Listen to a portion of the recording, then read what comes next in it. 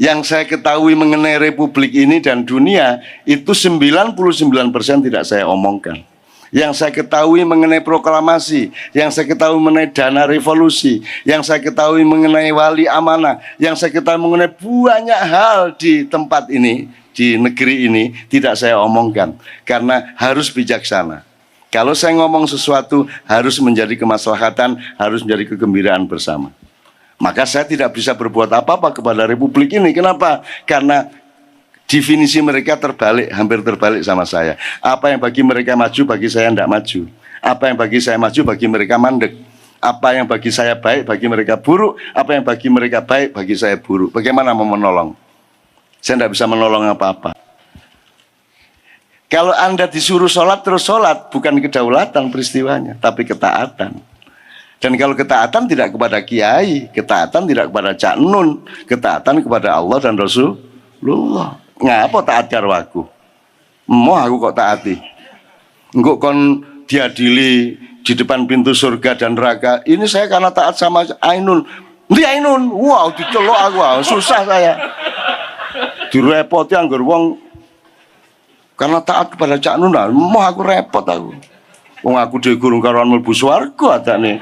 Kok repoti dadi saksi terus kan gitu. Itu. Enggak mau saya. Taatlah kepada Allah dan Rasulullah. Yang lainnya ulil amri, tergantung konteks urusan dan pekerjaannya.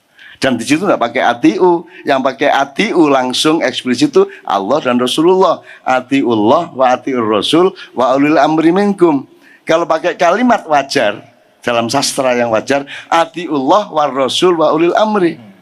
Ini enggak, atiullahnya 2 kali. Berarti ada urusan substansial. Bahwa kalau sama Allah sama Rasulullah itu mutlak ketaatan. Kalau sama Allah dan selain Allah dan Rasulullah itu nanti dulu. Kan gitu, nanti dulu. Sekarang saya tanya, siapa Tuhanmu? Siapa nabimu? Siapa presidenmu? Ngaku. Jawab enggak kamu? Siapa ulamamu?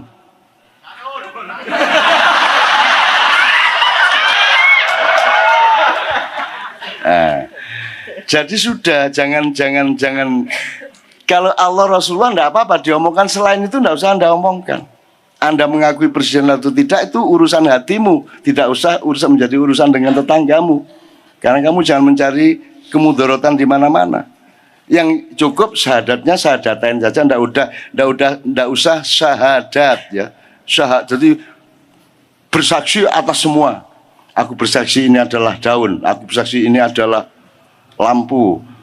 Anak diterusno ditangkap polisi sampean. Apa suami karena Anda ragu-ragu bersaksi kepada yang tadi itu kan gitu. Ya ta? Nah, jadi ndak usah diomongkan, makanya maknya jangan usil. Tidak semua harus Anda omongkan. Bahkan lebih banyak Anda menutup mulut daripada membuka mulut. Karena Anda hanya buka mulut kalau kebijaksanaan yang Anda laksanakan. Kalau sekedar kebenaran belum cukup untuk diomongkan. Kalau sekedar kebaikan belum cukup untuk diomongkan. Tapi kalau kebijaksanaan sudah dihitung sedemikian rupa sehingga sekecil mungkin mudarat yang akan terjadi. Gitu teman sekalian. Jadi Anda harus banyak puasa. Saya ini puasa banget. Yang saya ketahui mengenai Republik ini dan dunia itu 99% tidak saya omongkan. Yang saya ketahui mengenai proklamasi, yang saya ketahui mengenai dana revolusi, yang saya ketahui mengenai wali amanah, yang saya ketahui mengenai banyak hal di tempat ini, di negeri ini tidak saya omongkan karena harus bijaksana. Kalau saya ngomong sesuatu harus menjadi kemaslahatan, harus menjadi kegembiraan bersama. Maka saya tidak bisa berbuat apa-apa kepada Republik ini. Kenapa? Karena definisi mereka terbalik, hampir terbalik sama saya. Apa yang bagi mereka maju, bagi saya tidak maju. Apa yang bagi saya maju, bagi mereka mandek. Apa yang bagi saya baik, bagi mereka buruk. Apa yang bagi mereka baik, bagi saya buruk. Bagaimana mau menolong? Saya tidak bisa menolong apa-apa. Makanya jamaahnya juga harus menjaga diri. Beliau tadi mengatakan jangan keseret-seret ke situ. Itu. Jadi teman sekalian, jamaahnya saya kira sudah semakin mengerti dirinya, sudah semakin mengerti posisinya, dan pengambilan jaraknya. Karena kalau rumusan yang paling sederhana yang kita ketahui, cara pandang republik kita ini dengan cara pandang kita tidak hanya berbeda, bahkan mungkin terbalik. Apalagi cara pandang, jarak pandang, sisi pandang, sudut pandang, resolusi pandang. Itu kita bukan hanya berbeda tapi mungkin terbalik. Jadi Anda akan ngaco kalau Anda wong yang sakit, menurut kita sakit, dia bilang tidak sakit kok. Begitu kita suntik, loh kamu kok menusuk saya, kan gitu. Betul enggak? Loh kalau pasiennya tidak merasa sakit terus disuntik kan kriminal kamu ya, menusuk saya kan begitu. Loh, jadi bagaimana mau menolong Indonesia? Tidak bisa maknya menolong Indonesia. Andaikan pun dia minta tolong ke kita, belum tentu kita bisa menolong karena pendapatmu berbeda. Apa yang disebut berubah itu bagimu beda sama aku kok. Apa yang disebut sukses berbeda kok. Mungkin terbalik kok. Bagi saya itu bukan sukses.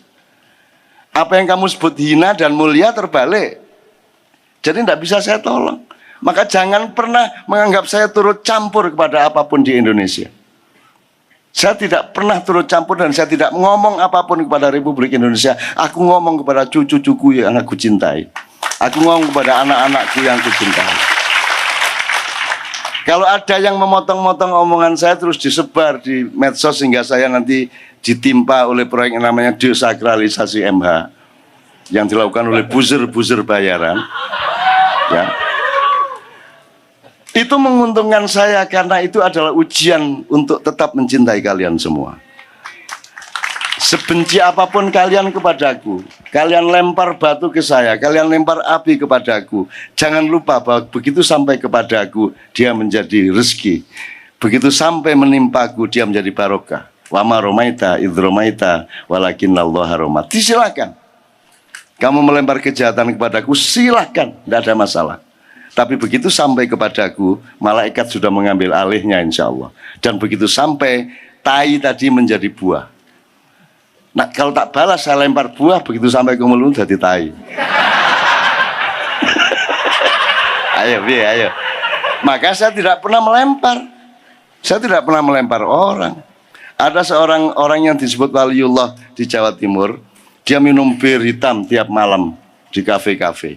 Kemudian mitosnya adalah itu si Gus itu kalau minum bir hitam begitu masuk mulutnya jadi air, jadi tidak haram. Terus saya temu dia, kualik Gus sampean Gus, ya apa cak, kualik sampean. Terus gunanya apa sampean ngombe bir hitam begitu mlebu tenggorokan dadi banyu, ya ngombe banyu ae nek ngono. Ya, lah untuk apa lah? Sudah sampean dicurigai orang lu kok wali kok ngombe bir. Begitu sampai tenggorokan dadi banyu lah apa lah kendi ae sampean mang. Saya terbalik Gus bilang, ya apa cak? Loh, saya minum air begitu masuk jadi bir. Orang taunya air, ya toh? Nah, jadi saya beruntung tapi orang nggak tahu kan gitu. Itu maknya, gitu loh. Sama saya kok argumentasi. Tak wolak-walik kon ya. Tak wolak-walik, aku bisa membela setan dan membela iblis dan aku bisa menyalahkan malaikat kok. Gitu. Tapi nek urusan argumentasi, tapi sejatinya jiwaku tidak seperti itu. Sejatinya jiwaku adalah hanya mau mentaati yang merupakan tajallullah, yang merupakan tajalli atau pengejawentan dari kehadiran Allah kepada kehidupan manusia. Gitu ya. Oke, sekarang 5 tadi menurut saya sudah kita pelajari bersama dan Anda semua tadi insya Allah meskipun kadarnya berbeda-beda ada 50, 70, 90 mungkin sudah ada yang 199 ya sudah ada tapi Anda semua datang ke sini karena Anda sudah memenuhi syarat 5 tadi. 1. Kedaulatan diri. Nomor 2. Ke pencucian jiwa. Kalau Anda tidak mengalami pencucian jiwa ya tidak tekan ke ini gue ya lah. Anda mau ke sini itu berarti Anda sudah mensucikan jiwa Anda. Meski pensucian itu tidak berarti sudah sangat suci. Tapi mensucikan kata kerja. Berproses terus. Anda ingat Nyun Sewu ya Pak? Kemarin di Malang kan 2 kali makyan saya naikkan Mirel. Si Banci itu ya. Dan ada teman-temannya dimarahi sama sejumlah ulama. Loh kok ya apa pengajian ini kok banci-banci diunggah no. Lah terus katanya munggah nang di banci gua ngono. Saya juga belum ngecek dia banci apa bukan ya. Saya tidak punya data. Dia kelihatannya laki-laki tapi berpakaian wanita, suaranya agak besar seperti laki-laki, tapi nadanya dan auranya seperti wanita, gitu ya. Terus apa salah dia kepada saya? Kalau dia misalnya tidak mentaati gendernya, kan urusannya sama Allah, tidak sama saya. Urusannya sama saya dan sama masyarakat adalah dia tidak mencuri, dia tidak menghina, dan dia tidak membunuh. Cuman itu. Sepanjang dia tidak mencuri, tidak menghina, dan tidak membunuh, terus apa salahnya dia untuk saya naikin panggung? Kalau dia boleh datang jadi jamaah, kenapa tidak boleh naik ke panggung? Saya naikin panggung. Tapi saya bilang, jangan dipikir saya setuju LGBT loh, Rel. Gitu. Oh raja, gitu kan. Gitu. Dengan gayanya yang khas itu kan. Gitu. Ternyata dia ahli lingkungan hidup. Ternyata dia ngerti persis urusan malam itu, yaitu menjaga sumber berantas secara ekologi dan secara ekonomi. Dan dia sangat bagus nasihat-nasihatnya. Bisa tak kasih contoh 2 aja. Pokoknya kamu tuh sering-sering ke pasar beli serbuk Jawa Wood. Itu apa jenis serbuk apa itu? Semacam benih. Kamu beli benih di pasar 5.000, nanti ada kira-kira tanah kosong kamu lempar. Kamu sudah menyumbang kepada alam semesta penumbuhan pohon-pohon. Nomor 2, kalau kamu mandi jangan dibuang airnya, tampung di ember. Setelah kamu mandi masih ada sisa air, kamu siram-siram ke kiri kanan. Itu kan luar biasa. Terus Pak Bu Wali Kota mengatakan iki tamatan Universitas Opo, Fakultas Opo. Terus tak takoni, ternyata dia tamatan SMP. Gitu loh. Wah, lumayan hari ini ya. SMP tapi dia berminat benar terhadap lingkungan hidup. Jadi apakah urusan lingkungan hidup, urusan Mamayu Hayuning Bawono, urusan ekologi, urusan ekosistem, urusan memelihara keindahan buminya Allah, itu harus seorang ahli lingkungan atau siapa saja boleh ngomong? Kan siapa saja. Asal dia ngomongnya benar, undur makola, walatan dur mangkola. Meskipun ada kasus lain yang undur makola, wandur mangkola juga bisa. Ada beberapa 4 kasus itu. Tapi kan omongannya bagus. Dan saya tidak bisa membuktikan bahwa dia LGBT. Kapan aku? LGBT kan berarti saya punya bukti bahwa dia pernah gini loh. Kapan aku buntuti dia? Karo aku. Gitu loh. Jadi gimana kok kita itu mudah sekali menuduh orang dan mudah sekali menolak orang. Terus kalau banci tidak boleh datang ke pengajian, terus datang kemana dia? Karena kamu melarang dia datang ke pengajian, maka dia pergi ke mana tuh mas? Daerah kene iki. Taman Lawang. Kenapa dia di Taman Lawang? Karena dia takut masuk ke forum-forum yang lain. Karena dia tidak terima. Yang salah dia apa yang tidak menerima? Lah iya. Lah kok saya disalahkan naikin Mirel? Loh. Lah terus di mana dia tempatnya kalau dia tidak kita terima di sini? Bahwa dia mungkin melakukan kesalahan, kita pilah-pilah kesalahannya apa, dan saya tidak tahu benarnya itu yang bagaimana. Orang macam dia itu benernya sing piye?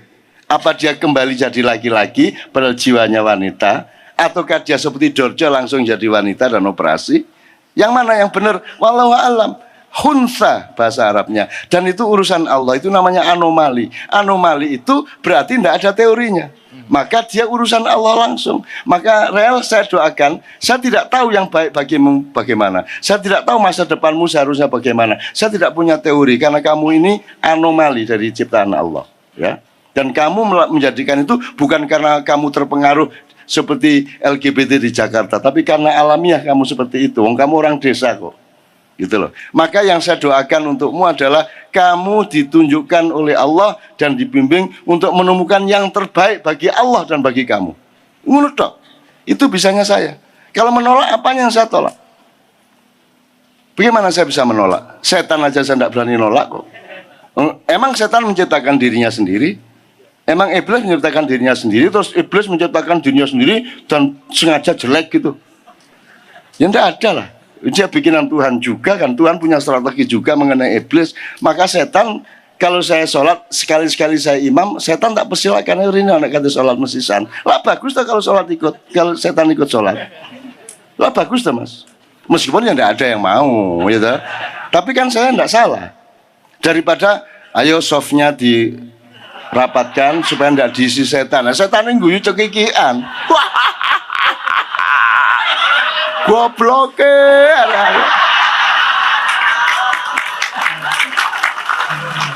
Manusia softnya dirapatkan sampai nek sujud wangel ya toh. Nek rukuk desekan. Takut karena setan akan menghuni sela-sela di antara orang yang berjamaah. Padahal aku sudah bersemayam di dalam jiwamu, kata setan. Aku sudah menyetir hatimu dan pikiranmu. Aku sudah masuk, aku tidak butuh ruang fisik, kata setan. Jadi setan, jadi ini orang imam ngono langsung guyu, setan wae guyu. Terus aku langsung diancuk ya. Itu akhirnya. Akhirnya ngono aku lah, gimana kok setan kok dihalangi secara teritorial, fisik, material. Ini gimana setan? Yang guyu setan nih. Wong aku sing jerone awakmu kok gitu kan. Itu ya teman sekalian ya.